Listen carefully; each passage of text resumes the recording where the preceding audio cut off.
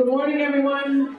I am so excited, and I have been wanting to do this for a year, an alumni speaker series, because I think it's important for everyone here to know that 7-year-old child that's in front of you, what they are capable of, what they have become, what they can do, what they will do,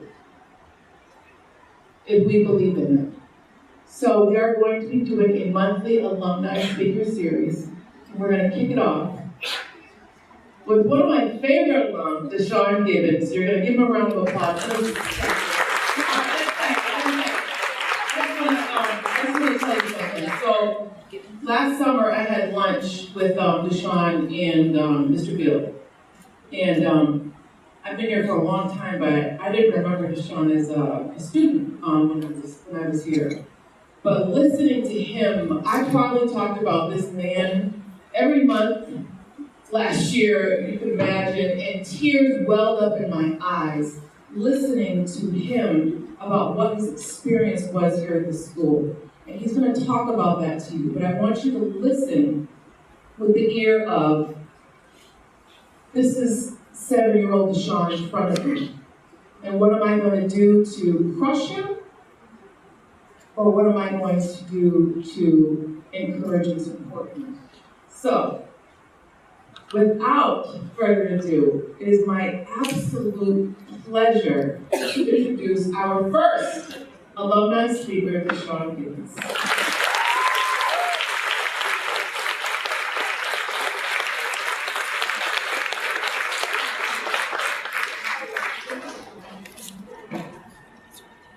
Good morning. Good morning. Good morning. First, I want to say, bear with me. As I walked in here, a lot of emotions just came about as I walked in the doors and I see the teachers. And I understand the assignment that you guys have. So what I want to do is I want to talk to you guys about myself a little bit. And then I also want to talk to you about my experience at the Renaissance. My name is DeShawn Gibbons. I'm the class of 2002.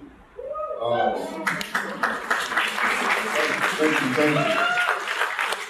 I'm the owner and founder of Proof Them Wrong, Bigger Than Basketball. It's an elite basketball skill development and mentoring company. We operate in 3 sectors, which is elite skills training, town partnerships, and school programming. We actually ran a program here last year that was extremely successful. And honestly, to walk through the halls and to build those connections with the kids, I was truly honored, and it was really a full circle moment to do that. I want to start off by thanking Ms. Buckmeyer. I want to thank the whole BRCPS family for having me today. I truly appreciate this moment, and I'm excited to talk to you guys. I want to give a special thank you to the teachers. What you do every day is nothing short of a miracle. You play such a pivotal role in the early development of our next leaders of tomorrow. Teachers don't get enough credit. I want to start this conversation off by saying I admire you. I really do. Most people have no idea what a teacher endures day in and day out. Always remember that. People may question, parents may question, but always remember they have no idea. But always remember, remain confident, remain persistent, and trust the process. So what I want to do, I want to open up a little something for you guys. So what I want to do is I want to ask you guys some questions, and I would love if you guys can answer those questions. Because we don't have a paper pad, if you have a phone, or if you have anything that you can write the answers down, I would love for you to do that. It's a really big part of this exercise, and it's something that I really want you guys to all participate in. The first question that I have for you guys is, what made you want to become a teacher? All right, and the second question that I have for you guys, this is a big one for me, all right?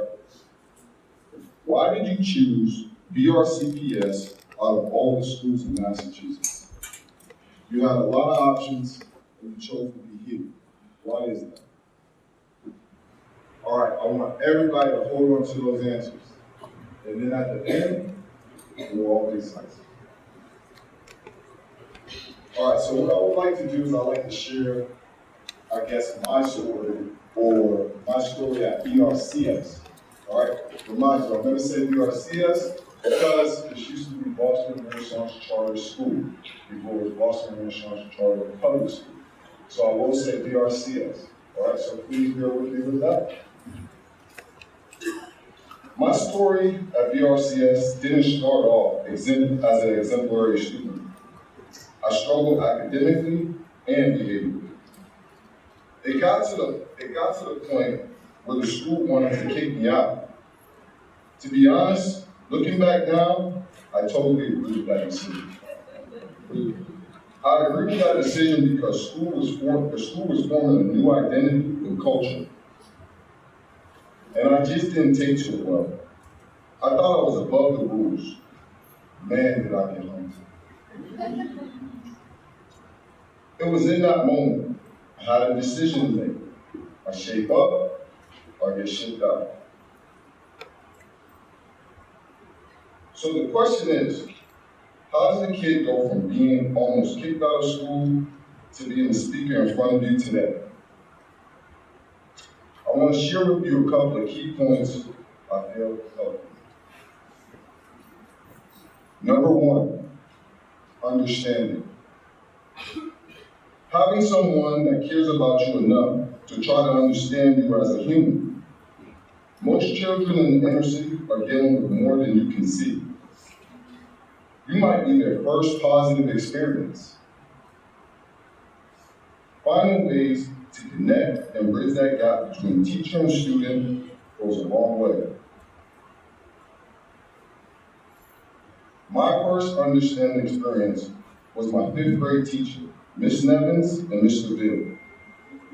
They fought for me to stay at BRCS. They didn't judge me for my behavior or actions. They knew there was more to my story. They took the time to understand me.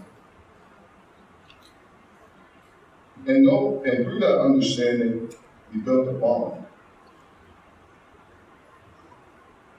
I knew they believed in me, and at that time, I didn't have many people that believed in me.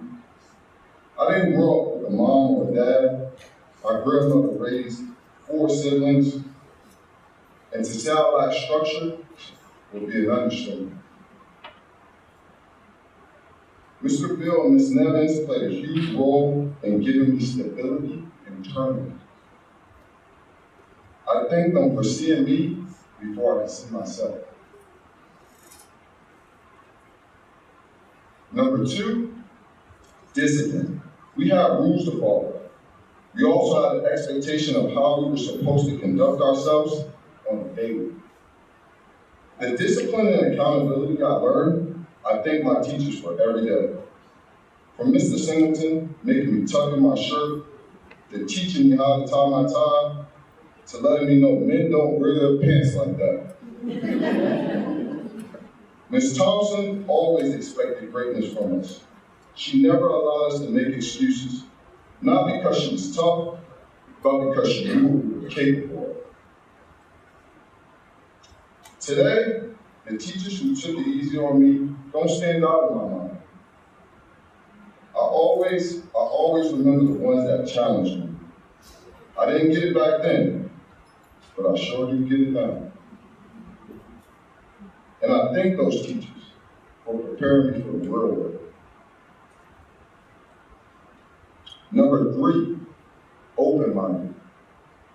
Having the ability to be flexible and learn. I recall a time when a math teacher couldn't get any of my friends to focus on the assignment at hand. Young men can have a hard time paying attention. She realized that and she adapted quickly. She knew we were athletes and she used competition to help us learn, which ignited a fire in us. She would ask, who can answer the problem first?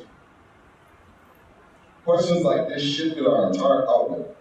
We were not only engaged, we were learning.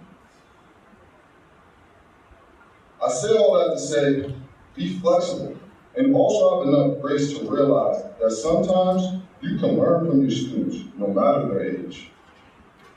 Children are filled with wisdom and often put a mirror in front of our faces.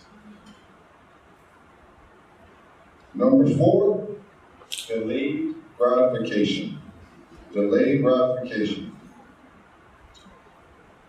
Understanding that today's work might not show tomorrow, next week, or next month. Change takes time. If Mr. Bill and Ms. Nevins didn't offer that time to allow me to make mistakes and grow, maybe I wouldn't be here today. Mr. Bill attended my college graduation.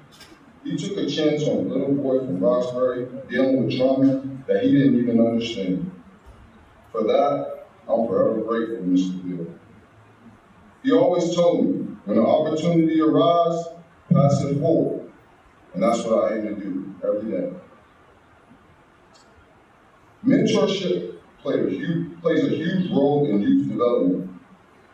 I don't know where I would be without my mentors.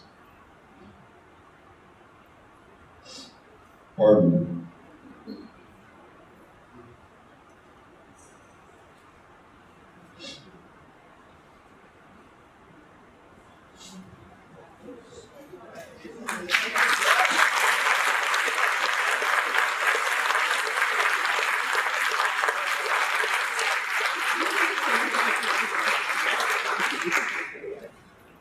Like I mentioned earlier, a teacher's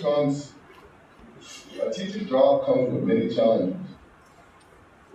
Being an inner-city teacher comes with even more. You inherently take on more than just teaching. Some impact is not visible, but know that you are important beyond what you can see at the moment. Show our future leaders you believe in them with action. Give them vision/representation, and then an opportunity to reach that vision. Most kids are looking for something to fight for. It can be seen in various ways. Continue to be a positive force in their life.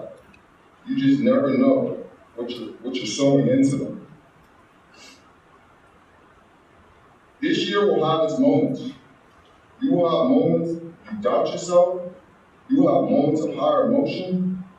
You might even have to throw water on your face to remember this is reality. On days like this, you have a team full of people in your building that are fighting the same fight. Work with each other. Be there for one another. It takes a village to raise a child. Go back to your notepad and remember your whys, because you never know. You might be helping the next day of the show. Thank you for listening. Thank you for your time. And just like we always say at PTW, choose greatness.